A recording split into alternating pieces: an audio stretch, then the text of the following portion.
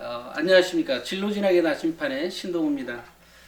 이번 시간에 이제 그 대진대학교 그 이금수 입학사정관 실장님이시죠? 을 모시고 면접에 대한 얘기를 좀 더 나눠보도록 하겠습니다. 인사하시죠. 네, 안녕하세요. 대진대학교 입학사정관 실장 이금수입니다. 반갑습니다.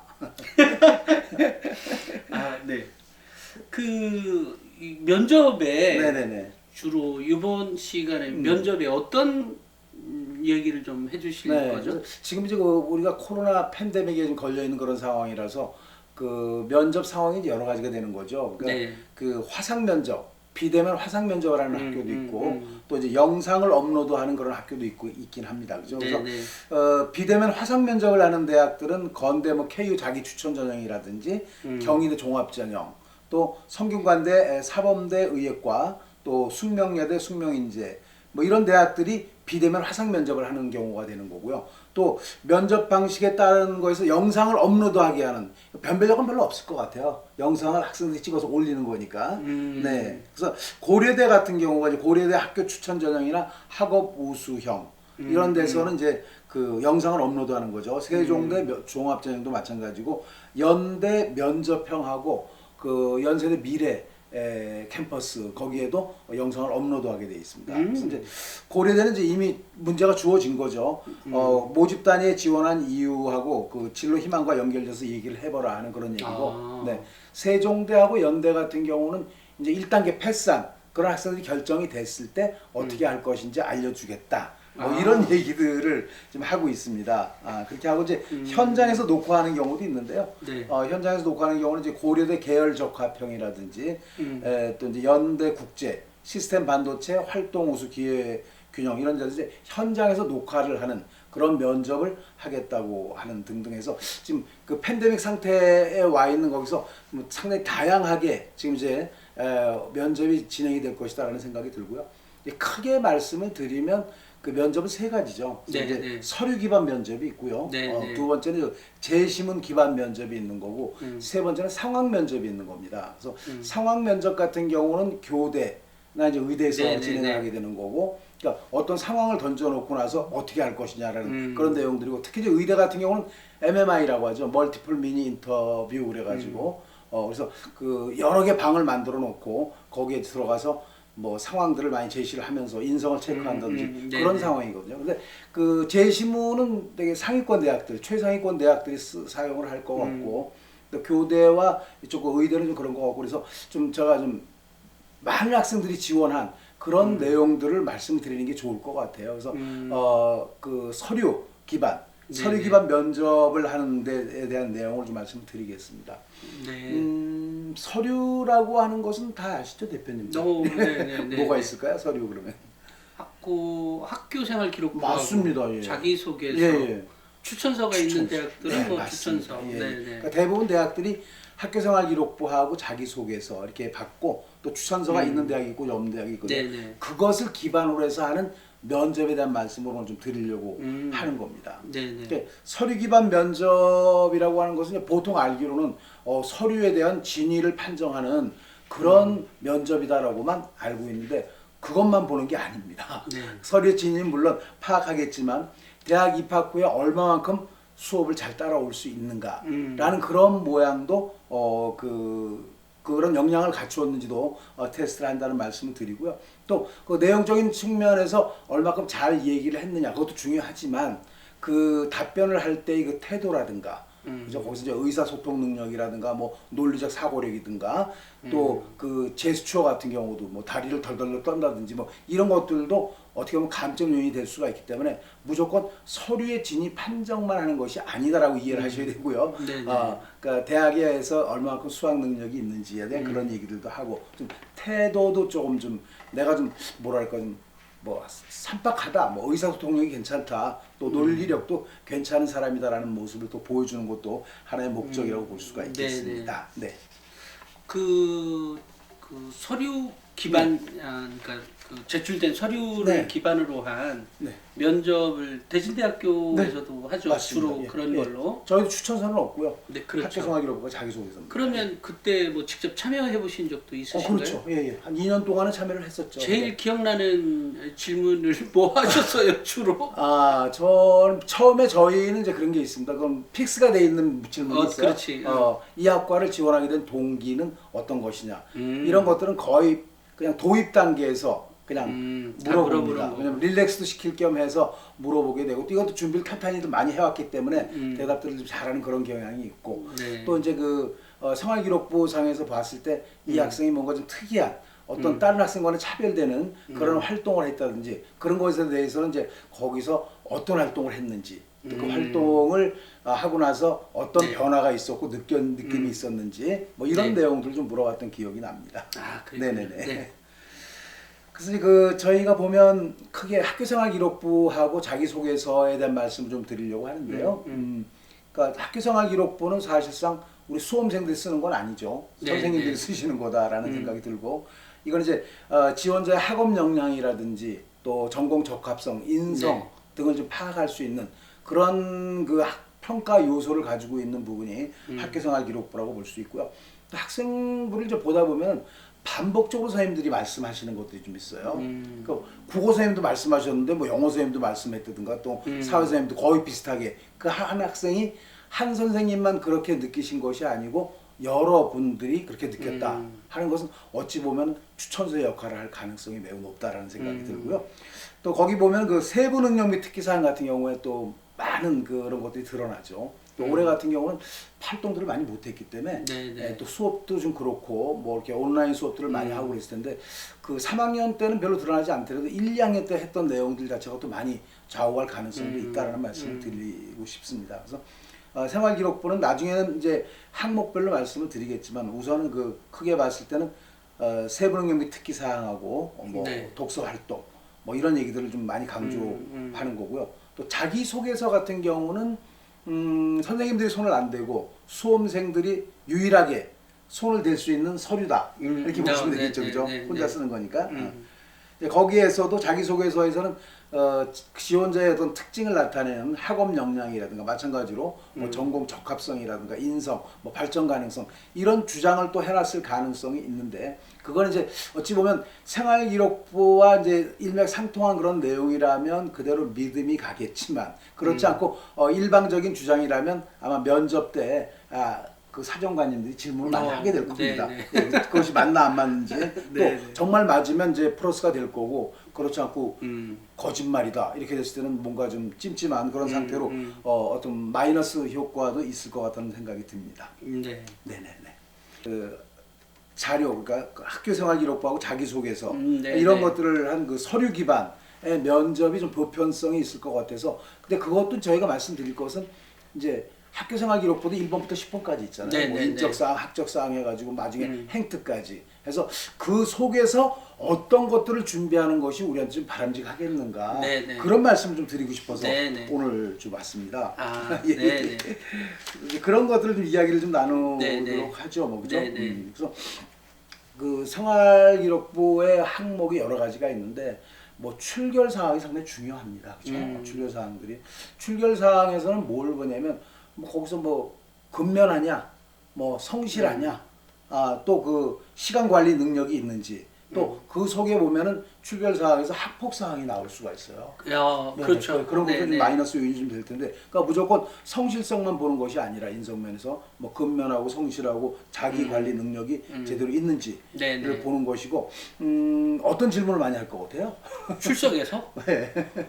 특이한 사항 아니면 별로 질문 안 할 것 같은데요. 맞습니다. 그러니까 뭐 장기적으로 좀 결석을 한다든지, 또 뭐 지각을 좀 했다든지, 뭐 또 미인정, 지각 결석 같은 경우가 좀 많은 경우. 제가 갑자기 이런 웃음이 나오는데 갑자기 거기 미인정 결석이 한두 건이라도 있는 뭐 한두 건 아무나 문제가 안 되는데 한두 건이라도 있는 아이가 껄렁껄렁하게 들어와. 맞아요.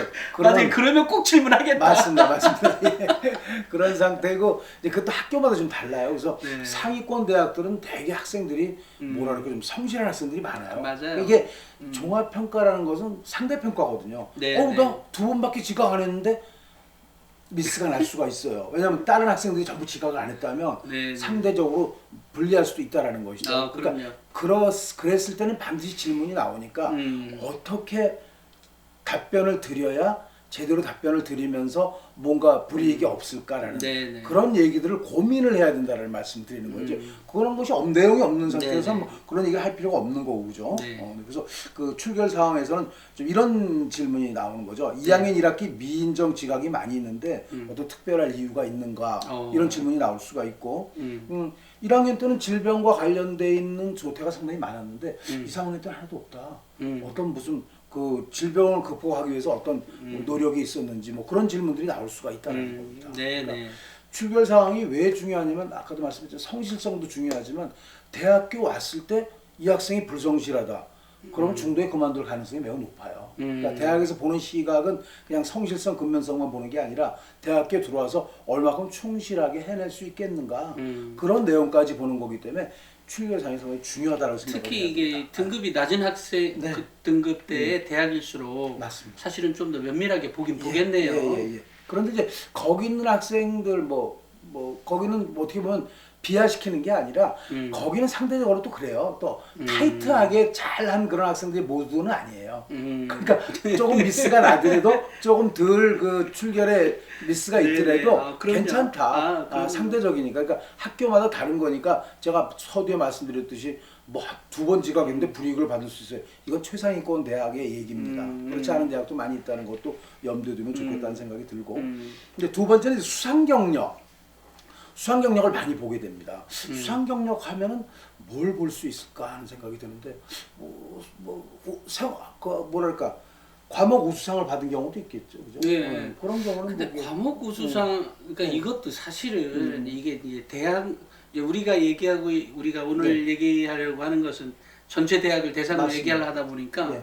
사실 포커스를 어디다 둬야 될지 모르겠어요. 네네네. 그러니까 중위권 대학이라고 보시면 됩니다. 그러니까 네. 최상위권 대학들은 재시문 기반으로 보시면 되고 중위권 이하부터는 대개 이제 그 서류 기반의 면접들을 하게 되니까 중위권 이하부터 이렇게 보시면 되고. 수상 경력도 결국은 네. 아주 특이한 상이거나 네. 아니면 매년 받아왔다거나 네네.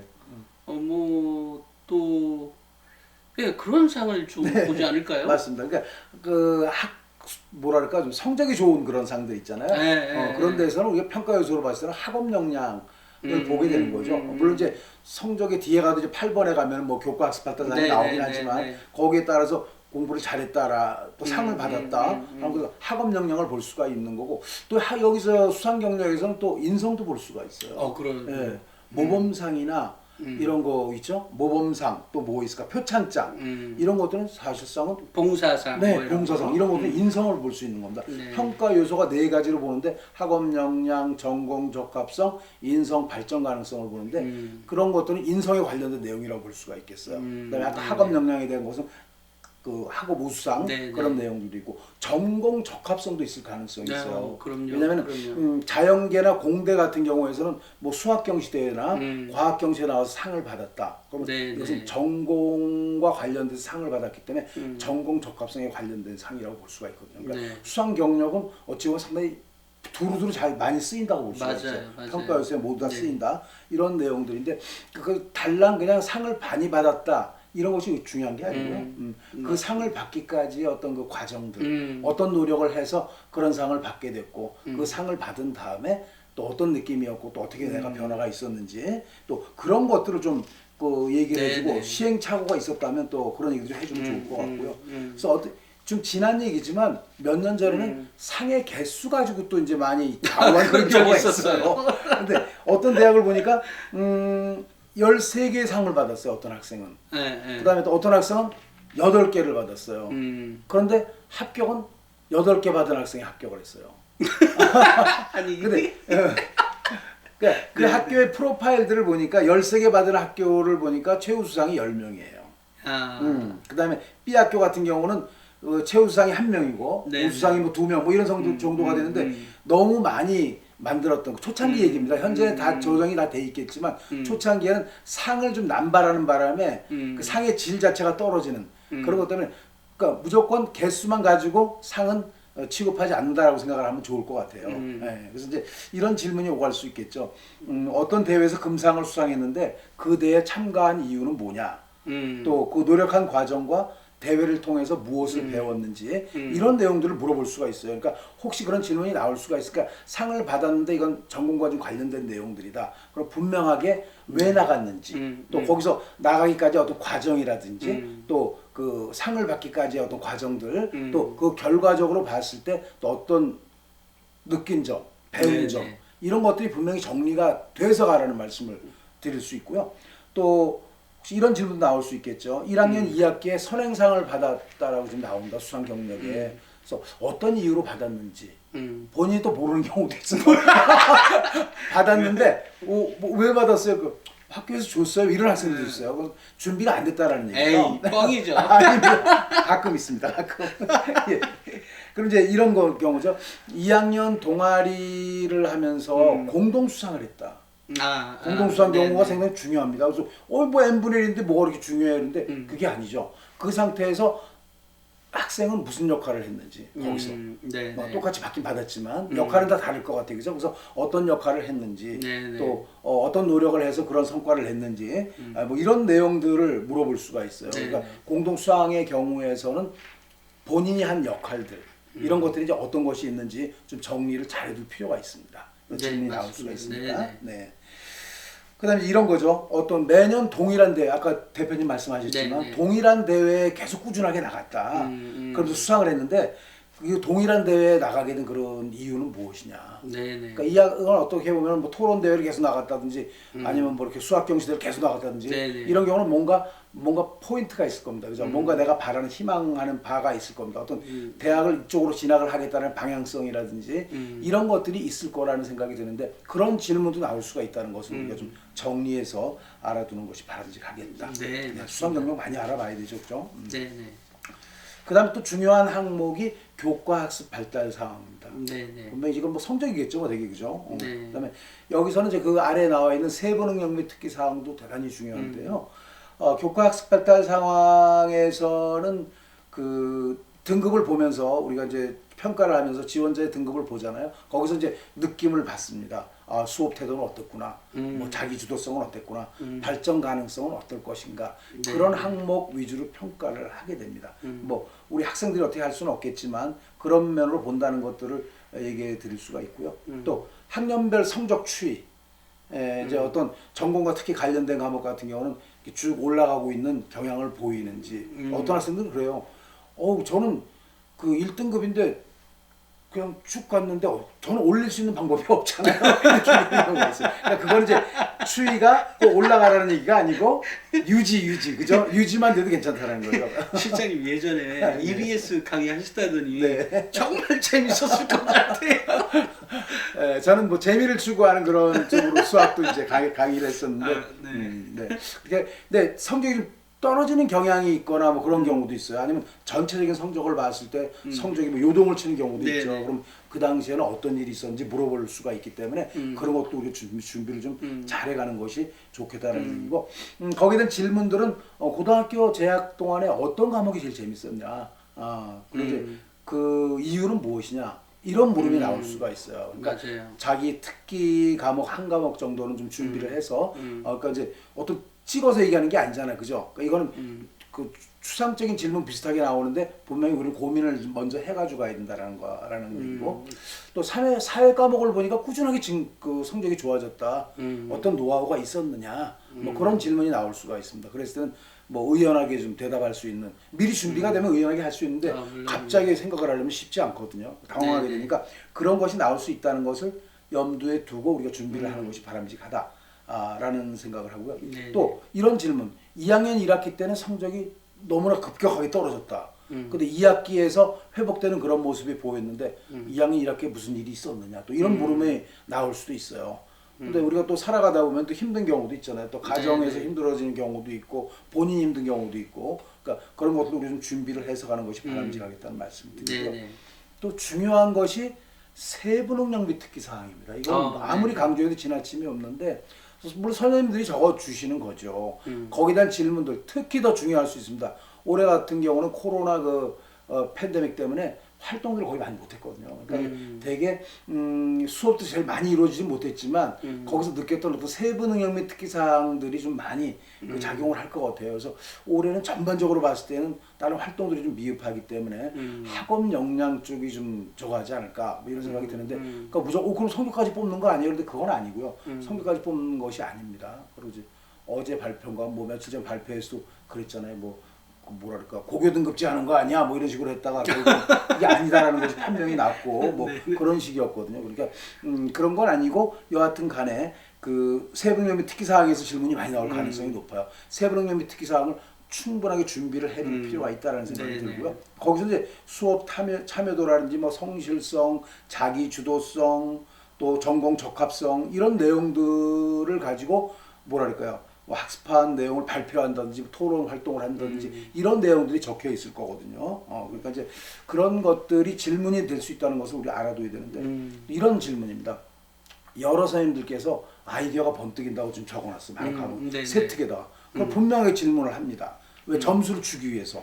오 어떻게 이렇게 아이디어가 좋다고 전부 다들 선생님들이 적어놓으셨는데 어떤 내용이었어요? 구체적으로 가장 자랑할 만한 아이디어가 뭐가 있어요? 질문할 수가 있으니까 그 준비를 좀 철저하게 해서 가라는 말씀을 드리고 이제 구체적으로 질문할 수가 있어요. 수학 과목에서 2차 곡선을 준비했는데 뭐그 접선 얘기하고 해서 잘했다고 나온다. 또 실생활과 관련돼서 어떤 뭐 어디에서 사용되는지 얘기를 해봐라 했을 때 대답을 멋지게 했다고 하는데 그 내용이 뭐냐? 그건 세특에 다 적혀 있는 거거든요. 그렇죠, 그렇죠. 그럼 이제 그 학생이 뭐 파라보노 안테나라든지 또 이제 뭐 그런 얘기들을 하겠죠. 실생활에 쓰여 있는 내용들이 선생님이 적어준 내용들이 적혀 있어요. 그걸 블랭크 시켜서 어디에 사용되는지 얘기했는지 알고 있느냐? 뭐 자동차 헤드라이트라든지 뭐 파라보노 안테나라든지 이런 얘기들을 물어볼 수가 있어요. 그러니까 거기에 기록되어 있는 구체적인 활동 중에 조금 의미 있는 활동이라고 할까?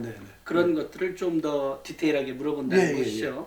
그럼 이제 본인이 알고 있어야 되죠. 그래서 가장 중요한 거는 그 서류를 좀 꼼꼼하게 숙지를 잘해야 된다는 얘기예요. 다른 것보다는 좀 그냥 뭐 내가 거기도 내가 뭐 다 알지 뭐 내가 왜 몰라 이런 것이 실패 요인이 될 가능성이 매우 높아요. 막연하고 추상적으로 알지 말고 꼼꼼하게 구체적이고 꼼꼼하게 답변할 준비를 해갖고 가야 되겠네요. 거꾸로 내가 입학사정관이라면 뭘 물어보겠느냐 나한테 그런 고민을 해야 하는 거죠. 근데 이런 것도 이제 학생들끼리 맞습니다. 이렇게 연습해보는 것도 도움이 많이 될 것 같아요. 그렇죠. 면접은 결국 시뮬레이션입니다. 많이 해본 학생들 또 많이 해본 학교는 합격률이 많이 높아요. 그렇지 않고 그냥 맡겨놨다. 가능성이 많지 않습니다. 그 엄마 아빠가 보고 야 너 면접 이렇게 해봐도 좋겠네요. 좀 약해요. 엄마 약해? 엄마는 약해가지고 엄마를 좀 되게 이제 뭐 좋아는 하지만 좀 뭐랄까 좀 긴장도가 좀 떨어지죠 엄마들은. 아빠랑 있으면 좋겠는데 아빠는 또 기피하고 있고 이제 그래서 걱정이 되는데 이제 선생님들도 너무 할 일이 많잖아요. 그러니까 친구들하고 좀 해보고 서로 피드백 주고받고 찍어보면 돼요. 서로 찍어보고 야 너 그래 너 얘기 잘했는데 이런 면은 아닌 거 아니야? 거죠. 엄마가 안 된다는 것은 엄마랑 너무 친하니까 긴장감이 떨어져서. 근데 사정관은 엄마가 아니에요. 사정관은 거의 아빠 정도, 아빠 버전 뭐 이런 정도 되니까 그 친구들하고 연습을 좀 많이 해보는 게 바람직하고 실제로 찍어보고 삐지지 말고 서로 찍고 나서 솔직하게 야 내가 생각했더니 이런데 어떠니? 오 좋아 그래 와 너 멋진 지적을 해줬네. 실제 면접 가서는 그렇게 안 해야지. 알았어. 고마워. 이렇게 하고 서로 하다 보면 서로 둘 다 합격해가지고 또 만나기도 하고. 지난번에 어떤 아이 작년인가요? 어떤 아이는 이 대답하는 영상을 저한테 보내주더라고요. 그러니까 이게 찍어준 거지. 그걸 보내와서 야 너 똘똘하다. 진짜 그게 잘하는 거죠. 또 신 대표님 정도의 부모님이 봐주신다는 건 대단한 거거든요. 그러니까 그렇게 성의가 있는 거예요, 그만큼. 그런 학생들은 불합격할 리가 없어. 자기 영상을 어떻게 보면 그 잘 아시는 분한테 계속 검증을 받으려고 노력을 했다. 이미 끝난 합격의 합격. 제가 봤을 때는 그 학생이 불합격할 리는 거의 없을 것 같아요. 그런 정도의 준비라면 결국은 성의 있는 학생을 뽑는 거거든요, 대학에서는. 그렇게 이해를 하셔야 되겠고요. 이제 국어 과목 선생님이 이제 물어보는 게 국어 과목 중에 뭐 토론한 경험이 별로 없는데 뭐 그래도 칭찬을 해놨더라. 왜 칭찬을 받았느냐. 뭐 이 학생은 이 학생이 이제 질문이 그렇게 나왔을 때 거기 적혀 있는 건 그렇게 적혀 있어요. 이 학생이 토론 경험은 별로 없는데 나름 그 인터넷에 가서 막 검색을 해가지고 토론 방법이라든가 이런 것들을 카피를 해서 친구들한테 나눠주면서 같이 이렇게 토론을 하는 그런 모습이 아름다웠다. 이런 내용도 적혀 있는 거고. 그러니까 꼼꼼하게 세부능력 특기사항을 봐야 된다는 겁니다. 물론 자기소개서 쓸 때 많이 봤겠지만 그런 정도가 아니고 완전 숙지한 그런 상태에서 가라는 말씀을 좀 드리고 싶어요. 네네. 네, 그 뒤에도 얘기는 많이 있겠지만 거기서 마감을 짓고요. 또 창의적 체험 활동들이 있죠. 어떻게 보면 비교과 활동이라고 하죠. 이런 내용들이 중요한 경우가 있는데 거기에 네 가지가 있어요. 자동 봉진하는데 뭐 자율 활동, 동아리 활동, 봉사 활동, 진로 활동 이렇게 돼 있는 거거든요. 그래서 거기 자율 활동에서는 그 어떤 것들을 많이 물어볼 수 있냐면 지원자의 어떤 뭐 자발성이라든지 공동체 의식이라든지 사회성, 리더십 이런 것들이 많이 들어있기 때문에 거기에 대한 질문을 할 가능성이 매우 높습니다. 그러니까 혹시 이제 뭐 정규 학생회장을 했을 때 어떤 경험이 가장 기억에 남느냐, 또 어떤 것이 가장 자랑스러우냐, 거기서 또 어떤 배우고 느낀 점이 무엇이냐 이런 부분을 물어볼 수 있고요. 또 뭐 학생회 임원을 했다고 했는데 거기서 가장 어려웠던 점이 어떤 것이고 그걸 어떻게 극복을 했는지 하는 그런 경험을 물어보는 경우인데 이런 경우도 좀 에피소드를 섞어서 그죠 딱딱하게 대답하지 말고 뭐 이러이러한 해서 결국은 좋게 된 거니까 이러한 고난이 있었는데 정말 슬기롭게 잘 헤쳐나갔습니다. 뭐 이것도 뭐 제 뜻이 아니라 모두 우리 친구들이 모두 뭐 도와준 그런 힘이다라고 얘기한다든지 그런 식으로 하면 뭔가 좀 좋은 결과를 오지 않을까 하는 생각이 들고요. 또 지가 잘났다고 하면 네 맞습니다. 좀 겸손할 수 있어야 됩니다.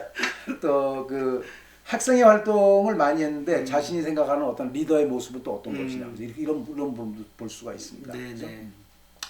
그다음에 이제 동아리 활동이라는 게 있죠. 동아리 활동 되게 중요한데 여기서 동아리 활동에서는 전공 적합성을 많이 보는 것 같아요. 그래서 이제 그 학과와 관련돼 있는 활동이면 참 좋겠다. 물론 그렇지 않고 크게 보는 경우도 있습니다. 계열적으로 뭐 인문 아니면 자연, 뭐 공학 이런 쪽으로 크게 보는 경우도 많이 있기 때문에 꼭 그게 맞지는 않더라도 또 그 활동을 했을 때 어떤 역할을 했고 어떤 그 활동을 했는지 또 느낌이 어떤 것이 있는지 이런 것들이 매우 중요할 것 같아요. 그래서 이제 동아리 활동도 뭐 적성이라든지 사회성, 뭐 협동심. 협동심 같은 경우는 사실상 평가 요소로 봤을 때는 인성입니다. 그렇죠? 이제 아까 말씀드린 뭐 학업 역량, 전공 적합성, 뭐 인성 발전 가능성인데 그 협력 같은 경우는 사실은 인성이거든요. 그러니까 협력을 해서 해결을 문제를 했다든지 뭐 이런 것들이 있다면 이거는 인성이 뛰어난 걸로 평가될 가능성이 높다는 걸로 생각이 돼요. 서류에서는 동아리 활동이 그 뭐 의외로까지는 아니지만 어쨌든 그 학생들 간의 협력 관계 맞습니다. 그런 거를 좀 더 많이 볼 것 같아요. 물론 전공을 향한 어떤 방향성 때문에 열심히 한 그런 경우도 있지만 그 안에서 어떤 사회성이 어떻게 보이든지 또 의사소통 능력이 또 어떻든지 뭐 이런 것들 보는 거거든요. 그러니까 그런 질문이 나올 수가 있다는 겁니다. 그러니까 동아리 활동에 참여하게 된 동기 그렇게 하고 활동을 통해서 배우고 느낀 점. 그러니까 되게 전반적인 질문들은 어떻게 활동을 했고 무엇을 배웠고 어떤 느낌을 가졌는지 뭐 이런 겁니다. 왜 시작했고 뭐 동기하고 그다음에 이제 과정, 그다음에 결과, 그다음에 느끼고 배운 점 이렇게 생각하면 됩니다. 질문들이 전부 그렇게 나올 거라고 생각하면 될 것 같고요. 또 1, 2학년 때 같은 동아리를 했는데 동아리에서 맡은 역할과 그 역할을 수행하기 위해서 어떤 노력을 했는지 그런 질문을 물어볼 수가 있어요. 좋은 질문이십니다. 즉 같이 진행이 됐을 때 또 어떤 학생들은 바뀌는 경우가 있어요. 1, 2학년 때 왜 동아리가 바뀌었는지 어떤 이유로 바뀌었는지 그것도 좋고요. 왜 특별한 이유가 있는지 한번 물어보는 경우도 있거든요. 그래서 동아리 활동은 아까 말씀드렸듯이 뭐 그 활동하게 된 동기라든가 과정, 그다음에 결과 또 느끼고 배운 점 이런 점들 위주로 준비를 하면 되고 그 속에 좀 인성이 포함될 수 있도록 의사소통 능력이나 협력 관계라든가 이런 내용들이 좀 포함되게 답을 하면 좀 바람직하지 않을까라는 생각을 해봅니다. 그다음에 이제 진로 활동이 있죠. 그러니까 진로 활동은 뭐 6번에 뭐 그 진로 희망 사항도 있지만 진로 활동이라고 따로 있습니다. 진로를 위해서 노력해온 과정. 그래서 이 학생의 특성이라든지 소질, 또 적성, 자기 주도성을 파악할 수 있는 것이 진로 활동의 목표라고 볼 수가 있습니다. 그렇죠? 그래서 여기서 질문들은 어떤 것이 있냐면 진로가 바뀌는 경우가 있어요. 그 2학년에서 진로가 바뀌었다. 바뀌게 될 어떤 그 결정적인 계기가 있었는지, 그다음에 그 뒤에 바뀐 다음에 어떤 활동을 했는지, 그 바뀐 왜냐면 전공 적합성을 보는데 뭐 활동을 하다가 바뀌어 가지고 이제 그쪽 학과를 또 지원하는 경우가 있거든요. 그래서 분명하게 바뀐 것에 대한 어떤 그 이유하고 바뀐 다음에 활동 내용이 있어야 돼요. 그 활동이 없다면 별로 그냥 부질없는 그런 그 진로 희망만 바꿔놓은 것 같은 그런 느낌이 좀 들거든요. 그다음에 또 한 가지는 진로 활동 시간에 뭐뭐를 주제로 발표를 했는데 그 주제를 선정한 이유가 무엇이냐, 또 발표 내용을 좀 구체적으로 한번 얘기를 해달라, 뭐 그런 얘기가 나올 수가 있습니다. 예. 좀 전에 우리 그 실장님께서 말씀하셨던 내용들 중에 바뀐 거에 대한 구체적인 활동을 얘기하라면 아이들이 가만히 생각 뭐 시간이 뭐 여러 가지 이유로 어쨌든 아무것도 안 했다 그래. 근데 사실은 아무것도 안 한 게 아니라 너 책 뭐 읽었어? 이걸로 바뀐 거 좀 있잖아. 예, 있어요. 야, 그게 활동이야. 맞습니다. 그러니까 직접적인 활동을 한 것을 이제 애들이 뭔가 잘못 이해해서. 그러니까 그것을 어떻게 보면 그런 요령을 가지라는 얘기가 아니고, 뭐 대표님 말씀하시듯이 활동의 방향이 꼭 애들 만나고 가서 모여가지고 활동하는 것이 아니다라는 거죠. 독서 속에서도 충분히 활동이 들어갈 수 있다. 독서하고 또 때로는 그 아이가 그 다음에 한참 지나고 난 다음에 수행평가안에 녹여서 쓴 것도 있거든요.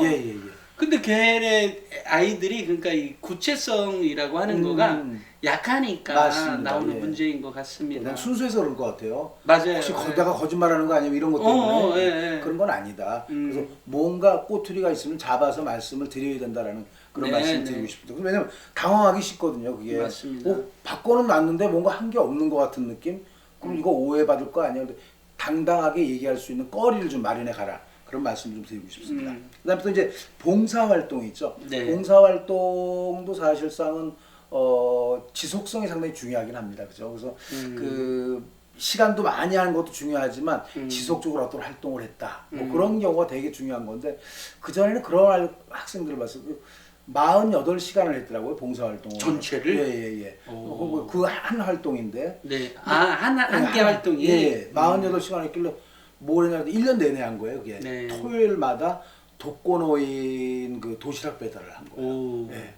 토요일 날 쉬어야 되잖아요. 쉬어야 되고 막 그래야 되는데 그 시간을 빼서 매 시간 간 거예요. 그러니까 이제 1시간씩 하다 보니까 그게 48시간이 된 건데, 근데 그 학생이 나중에 보니까는 그걸 하면서 구청에다 민원을 냈어요. 내가 도시락 배달하다가 죽을 뻔했다.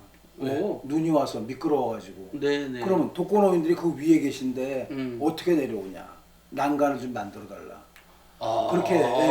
그렇게 하고 그 학생이 결국에 행정학과 지원을 했어요. 그래서 합격을 한 그런 케이스도 있거든요. 그래서 어떻게 보면 많이 하는 것도 중요하지만, 지금도 뭐 서류 제출 다 돼 있겠지만, 그렇게 뭔가 지속적으로 마음을 가지고 했던 활동이 있다면 분명히 부각을 시켜라. 실장님 1학년과 2학년 학부, 뭐 예비고 1 학부모도 있는데 뭐 고3 그러니까 고3은 이제 뭐 지금 다 끝난 거지만, 그래도 그 속에서라도 조금이라도 좀 지속 있게 마음이 끌려서 정말 열과 성을 다해서 했던 그런 활동이 중요하다는 얘기입니다. 그러니까 활동 시간 자체만 중요한 것이 아니다라는 말씀을 드리는 거예요. 그러니까 자발성, 지속성, 진정성, 마음에서 우러났느냐 하는 그런 내용들을 인성을 보는 것이 이제 봉사활동이라고 생각하시면 되거든요. 근데 학생들 만나다 보면 생각보다 착한 애들 진짜 많잖아요. 그럼 다 착해요. 다 착한데 지금 뭐 나이가 그렇게 되다 보니까 뭐 엄마하고의 관계 뭐 이런 것들이 안 좋고 그런데 되게 착합니다, 정말. 애들이 생각보다 진짜로 또 착해요. 면접을 하다 보면요, 이거 다 뽑으면 안 될까, 막 그런 생각이 들었어요. 너무너무 느낌 알겠어요. 야, 또 대진대학교 이렇게 뭐 엄청 좋은 학교는 아니잖아요. 그래서 보통 얘들이 얼마나 뭐 4, 5등급 학생들이 오는데 아닌 것 같아. 면접을 하다 보면 전부 다 뭐 1등급 이상 가는 것 같은 느낌이. 그만큼 성실하게 준비를 한 거예요. 그렇죠. 물론 몇몇 아이들은 준비를 제대로 안 했겠지만 속으로 마음이 막 그런 거, 이거 다 뽑으면 안 되나? 변별력이만 안 생기는 거 있잖아요. 너무들 착하다. 이런 이쁜 아이들 어떻게 내가 막 잘라야 돼? 이런 생각이 드는데 그런 건데. 그러니까 봉사활동 자체도 좀 뭐랄까 그 마음을 다해서 진정한 그런 내용들 그런 내용들 좀 어필했으면 네, 좋겠다는 네. 생각이 들고요. 이제 이런 걸 물어볼 수 있어요. 무슨 활동을 했는데 그 활동을 하게 된 그 동기가 뭐냐, 계기가 뭐가 있느냐, 예. 그렇게 물어볼 수가 있고 봉사활동을 하면서 무엇을 느끼고 배웠는지, 배우고 느꼈는지, 뭐 그런 오늘의 핵심은 전부 다 그겁니다. 배우고 느낀 점을 분명하게 얘기할 수 있어야 된다는 겁니다. 대부분 질문이 그럴 겁니다. 네, 이것을 하게 된 동기가 뭐야? 또 그걸 뭘 배웠어? 어떤 느낌이었어? 그다음에 그 나중에 향후 그 진로나 그 대학에 와서는 어떻게 할 것 같아? 뭐 이런 물음들 있잖아요. 네, 네. 그런 물음들이 줄을 이룬다고 생각하면 되겠습니다. 네, 네. 다음으로 독서 활동에 대한 말씀을 좀 네, 드리겠는데 이거 조금 전에 강조를 해주셨듯이 대단히 중요한 파트입니다. 어디 부분이라도 다 연결할 수 있는 학업 역량이라든가 전공 적합성이라든가 뭐 인성 뭐 다 연결시킬 수 있는 부분이거든요. 네, 네. 이런 내용들인데 뭐 양과 질 모두를 보겠죠. 그런 네, 상황이고 네. 지적 호기심을 거기서 볼 수가 있어요. 뭐 수업 시간에 뭘 했는데 팍 꽂혀가지고 다른 책을 또 좀 읽었다.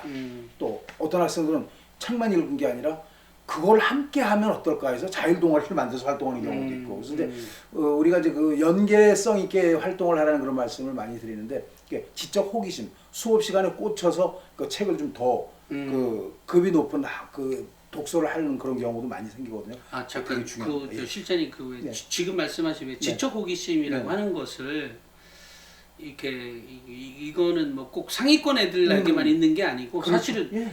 모든 학생들에게 다 있습니다. 맞습니다. 혹시 그 맞습니다. 우리 예. 학부모님들 그러니까 제가 이제 이해를 돕기 네, 위해서 네, 네, 네. 말씀을 좀 더 드리면 지적 호기심은 뭐 9등급에게도 얼마든지 있는 그럼요. 일입니다. 호기심. 등급과 상관없이. 예. 그리고 이 아이가 오늘 의문이 있다 그래서 오늘 꼭 책을 보는 게 아니잖아요. 그럼요. 예. 뭐 일주일 있다도 볼 수도 예, 있고 예, 이주일 예. 있다도 볼 수도 있는 거니까 지적 호기심을 뭐 어마어마하게 네. 아무나 느끼지 못하는 뭐 이런 거가 아니다라는 그러니까 거. 지적 호기심을 한마디로 말씀드리면 왜? 그거 어떻게 네, 돼? 맞습니다. 왜 그런데? 그래? 그럼 조금 더 생각해 볼까? 아니면 조금 다른 그 도구를 사용해서 네. 공부를 해볼까? 이런 겁니다. 그러니까 네. 뭐 1등급만 사용하는 것이 네, 지적 네. 호기심이 아니다라는 말씀. 네. 뭐 지적을 상당히 잘 해주셨습니다. 네. 그러면 이제 이런 걸 물어볼 수가 있어요. 그 독서 활동에서는 자신의 진로를 결정적으로 이제 바꿔준 영향을 준 책이 어떤 책이 있느냐.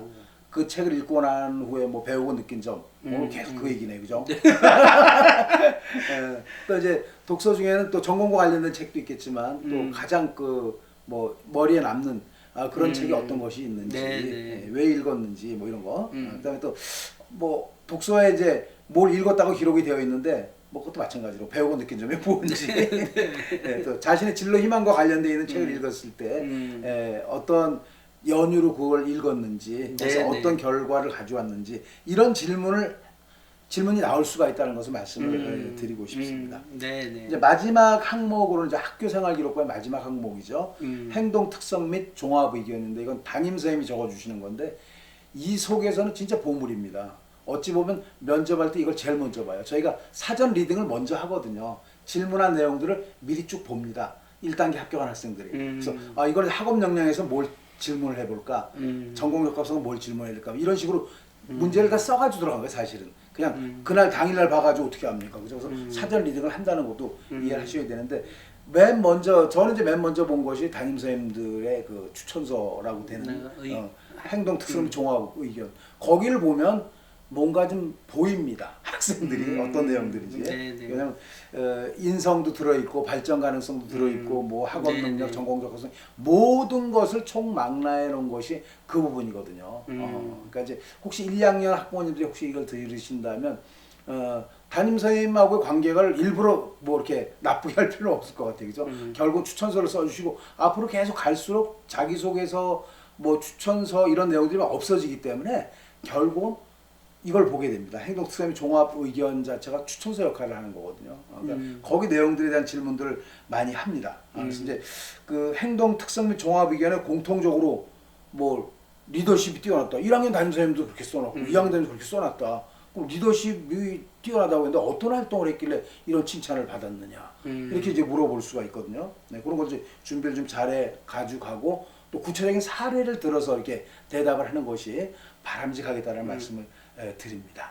그다음에 또 이제 그 체육대회나 합창대회 많이 나오는 건데 여기서 문제가 발생했을 때 원만하게 해결을 잘했다라고 담임선생님이 써주셨는데 어떤 일이 발생을 했고 어떤 슬기를 발휘해서 그것이 이렇게 이루어졌는지 그런 질문이 또 나올 수가 있어요. 그러니까 그것도 좀 꼼꼼하게 좀 잘 보고 할 수 있고 또 뭐 또래 상담을 해서 어려운 학생들을 도왔다는 그런 내용이 나오는데 그걸 좀 구체적으로 한번 얘기를 해볼까 뭐 이런 내용들 이런 것들도 나올 수 있다는 것도 이제 이해를 해주면 좋을 것 같아요. 그래서 지금까지는 저희가 생활기록부에서 중요한 항목을 그 항목 속에서 어떤 질문이 나올 수 있을지에 대한 그런 말씀을 드렸거든요.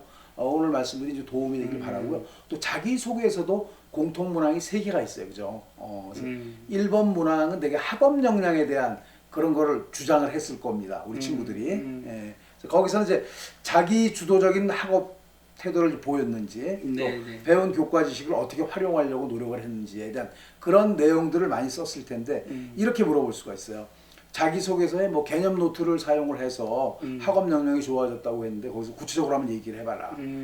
개념 노트가 뭔지 어떤 식으로 했는지 그런 질문이 나올 수가 있어요. 그러니까 자기가 쓴 1번의 내용을 분명하게 설명할 수 있어야 된다는 거죠. 예. 그러니까 이제 뭐 그 유사도에 걸린 그런 학생들 보면 남의 걸 보고 써가지고 뭘 썼는지 내용을 잘 모르는 경우도 있을 겁니다. 예.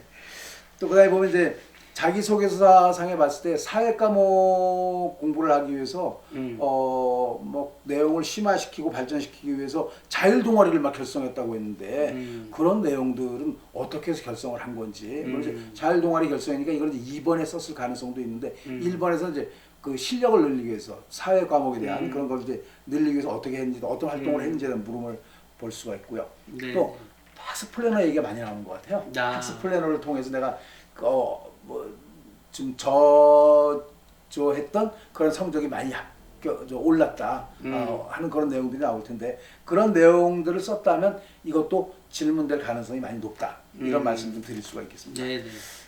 그런데 자기소개서 2번은 이제 되게 학교 활동 3가지를 쓰는 그런 내용이잖아요. 그러니까 이제 거기서 자기 주도성이라든지 전공 적합성 또 발전 가능성을 파악할 수 있는 것인데 뭐 이런 질문이 나올 수가 있을 것 같습니다. 자기소개서 2번을 보니까 방송반 활동을 쭉 3년 동안 했다고 했는데 거기서 어떤 역할을 했는지 그 학생이 만약에 그전에는 신방권이 요즘엔 미디어 커뮤니케이션 학과라고 하죠. 거기 지원을 만약에 했다면 그런 물음은 반드시 나올 가능성이 높습니다.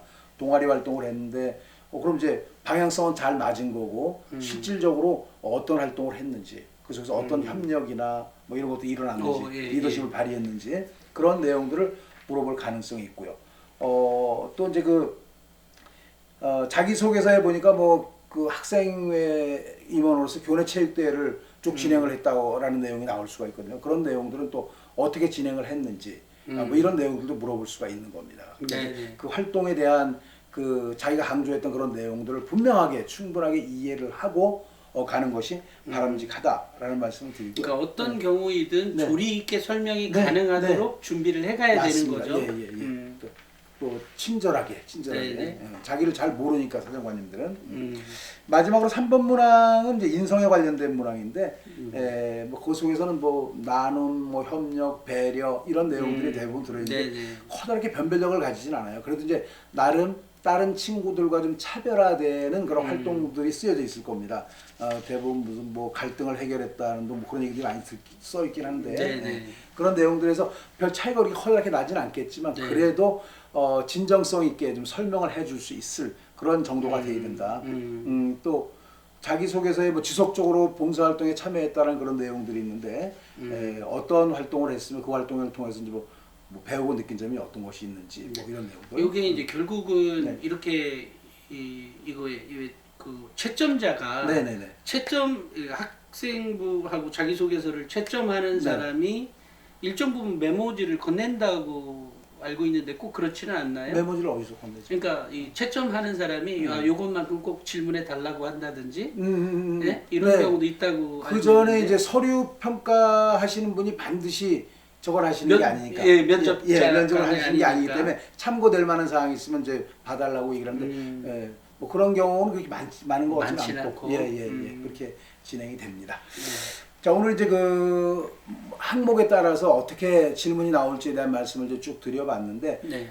이제 전반적으로 봤을 때 우리가 그 이런 경우의 질문들이 나올 수 있습니다. 자기 소개를 해봐라. 시간이 좀 남았을 때 자기 관련된 내용들하고 뭐 지원 동기. 뭐 저희 학교 같은 경우는 픽스된 질문 자체가 지원 동기가 맨 처음에 있기 때문에 따로 안 물어보겠지만 지원 동기 반드시 준비해 가지고 가야 되고 또 자기 소개. 꼭 들려주고 싶은 그런 얘기가 있으면 꼭 들려줄 수 있다라는 생각을 가지고 준비를 해가야 된다는 얘기고요. 또 진로 희망과 관련돼서 일관성 있는 경우의 질문들은 이제 그 쭉 이렇게 해왔는데 대학에 와서는 어떤 식으로 진행을 해나갈 것인지 물어볼 수가 있고. 또 진로 희망이 아까도 말씀드렸는데 좀 바뀐 경우가 있잖아요. 네. 그 경우는 이제 왜 바뀌었는지에 대한 질문이 반드시 나오니까 그런 질문을 좀 준비를 해오는 것이 바람직해 보입니다. 네. 그렇게 하고 또 그 학교 저런 게 있어요. 그 시도교육청에서 보면 면접 후기를 모아놓은 게 있어요. 있지. 그런 자료들을 보면서 준비하는 것도 바람직해 보입니다. 왜냐면 모 대학에 무슨 학과를 갔는데 그런 후기들이 있다. 그럼 그 후기들을 좀 찾아서 보면 어떤 질문들이 대부분 나왔고 그런데 잘못 생각하면 또 편협하게 준비하는 수가 있어요. 그것만 보고 또 준비하게 되면 전반적으로 준비를 하되 이런 사례가 있구나 하는 생각도 좀 한번 해보면 좋겠다. 맞아요. 지금 편협하게 이게 준비한다고 하니까 그 생각이 나네. 내가 예를 들어 뭐 특정 대학에 간다 그래서 그 대학 문항만 보면 안 되고요. 옆에 대학이나 옆에 학생들은 무엇을 질문하고 받는지에 대해서도. 그러니까 그 어떤 학과가 있으면 그 대학만 보지 말고 다른 대학들의 그 학과들은 어떤 질문을 하는지 이런 것들도 좀 준비를 했으면 좋겠다는 생각이 들고 자기소개서 때가 아마 여러분들이 이렇게 준비를 했을 거예요. 그 우리가 이제 항목이 쭉 있는데 인적 사항부터 해가지고 뭐 행특까지 그거하고 아래쪽에는 이제 전에 평가 요소가 있잖아요. 학업 역량, 뭐 전공 적합성, 인성 발전 가능성 해가지고 거기선 그 10개 항목에서 나한테는 어떤 질문이 올지 미리 한번 뽑아보는 것도 괜찮습니다. 미리 뽑아서 질문을 만들어서 자기가 대답도 한번 해보고. 일단 이제 면접은 이제 이 서류 기반 면접의 경우에는 일단 서류가 있고 난 다음에 거니까 특별히 자기 행동의 이상 행동을 갖고 있지 않은 사람이라면 서류상의 특이사항. 맞습니다. 그러니까 그거가 이제 사실 포커스가 되겠네요. 그러니까 입장을 바꿔서 내가 사정관이라면 어떤 질문을 나한테 할 것인가 해보고 싶은가 그렇게 하면 준비가 되는 것 같습니다. 그렇죠? 그렇게 하고 활동지를 해서 조금 전에 우리 대표님 말씀하셨듯이 특이한 그런 내용들은 분명히 질문이 나올 거니까 거기에 대한 답변까지 한번 쭉 적어서 서로 이제 뭐 피드백을 하는 거죠. 친구들하고 나누든가 뭐 신 대표님한테 보내서 한번 받아본다든지 이런 것들이 되게 중요할 것 같습니다. 결국 저 바빠요. 성의 있는 학생을 뽑는 거니까 그런 것도 하고 이것도 아까 얘기가 나왔었는데 촬영을 한번 해보는 거죠. 오늘처럼 저희처럼 이렇게 촬영을 좀 해서 모 영상을 보고 나서 뭐 표정이라든지 시선이 괜찮은지 또 그 목소리나 말투는 괜찮은지 또 복장 및 자세는 괜찮았는지 또 답변 내용에 대해서 어떤 제대로 답을 한 건지 이런 내용들을 좀 체크를 해보는 거. 그래서 아까도 말씀드렸는데 시뮬레이션이 가장 중요하다고 말씀드렸어요. 그래서 몇 번 이런 시도를 해보게 되면 뭔가 여유가 생깁니다. 그럼요. 그렇게 하고 혹시 질문이 나왔을 때 모르는 경우도 있잖아요. 그죠? 모르는 경우가 있고 또 당황할 수가 있을 때 그때는 좀 정중하게 시간이 조금 더 주시면 긴장이 계속 이제 압박해 오니까 살짝 그때 우리 여유 있게 거꾸로 시간을 좀 주시면 아니면 이해가 좀 덜 됐으니까 다시 한번 설명해 주시면 감사하겠습니다 하면 애절하기 때문에 그걸 모르게 왜 제대로 안 들어서 이렇게 판단하진 않아요. 면접관들이 그래요. 맞아. 내가 너무 말을 빨리 한 거 아니야? 내가 잘못한 오히려 거꾸로 자기 반성을 하게 되는 그런 경우가 많습니다. 그러니까 결국 떨어뜨리려고 하는 그런 것보다는 뭔가 좀 보도만 않으려고 하는 그런 거기 때문에 그런 얘기고 이거 꼭 1등 할 필요는 없죠. 그죠? 그냥 뭐 4배수에서 뽑는 거니까 뭐 결국은 뭐 25등 안에 들면 되는 거고 만약에 100명이라면 그런 상황이니까 너무나 다급하게 막 1등 하려고 탑하려고 그렇게 준비하지 말고 뭔가 합격하면 된다라는 생각. 그렇지만 좀 상위권은 좀 안정권 있게 좀 합격한다라는 그런 생각을 갖는다면 합격 가능성이 매우 높아질 것 같습니다. 이렇게 해서 서류 기반 면접은 제가 네. 말씀 중에 이거 너무 길게 준비한 거 아니야? 그러니까 제 말은 예. 목 타실까봐 네네네. 커피라도 일단 네네. 한잔하시죠. 예, 고맙습니다. 고생하셨습니다. 그래서 이제 네. 이렇게 서류 기반 면접을 이렇게 했는데 실은 저는 이렇게 유튜브를 하면서 이렇게 디테일하게는 네. 잘 안 하거든요. 네. 왜냐면 일단 시간을 많이 잡아먹어. 그러니까. 예. 그래서 잘 안 하지만 오늘 마침 이금수 실장님 오셔서 이런 시간을 마련이 되었고요. 네. 실제로 이제 이 면접 준비는 꼭 대학의 레벨하고 상관없습니다. 맞습니다. 예. 서류 기반 면접은 뭐 정말 1등 서울대 지역 네. 균형부터 저 밑에 대학까지 저 지방대 어디 네. 있는 다 똑같습니다. 기본 바탕은 다만 그렇게 하고 그 대학을 꼭 가고 싶다면 뭐 싶으니까 지원을 했겠지만 홈페이지 방문을 반드시 해야 돼요. 거기 홈페이지 가면, 방문? 네, 학생부 종합전형 준비 방법이라든지 뭐 네, 면접 네. 준비 방법 네. 이런 팁들이 다 들어 있습니다. 그거를 보고 준비하는 것이 효율적이라는 거예요. 걱정만 많이 하고 있지 말고 그 속에 가서 보게 되면 거의 답이 들어 있어요. 그것도 좋은 방법이에요. 네네네. 그러니까 이 서류 기반 면접은 특히 더더욱 네, 그렇습니다. 맞습니다. 예. 네. 예. 알겠습니다. 이 장시간 말씀해 주셔서 네. 감사합니다. 다음 시간에는 뭘로? 그 블라인드 면접에 대한 말씀을 좀 드리려고 합니다. 네네, 예, 알겠습니다. 그래서 오늘 수업을 잘 들은 학생들 꼭 합격하기를 간절하게 제가 또 기도도 드리도록 하겠습니다. 저도 기도하겠습니다. 자, 이번 시간 감사합니다. 네, 고맙습니다.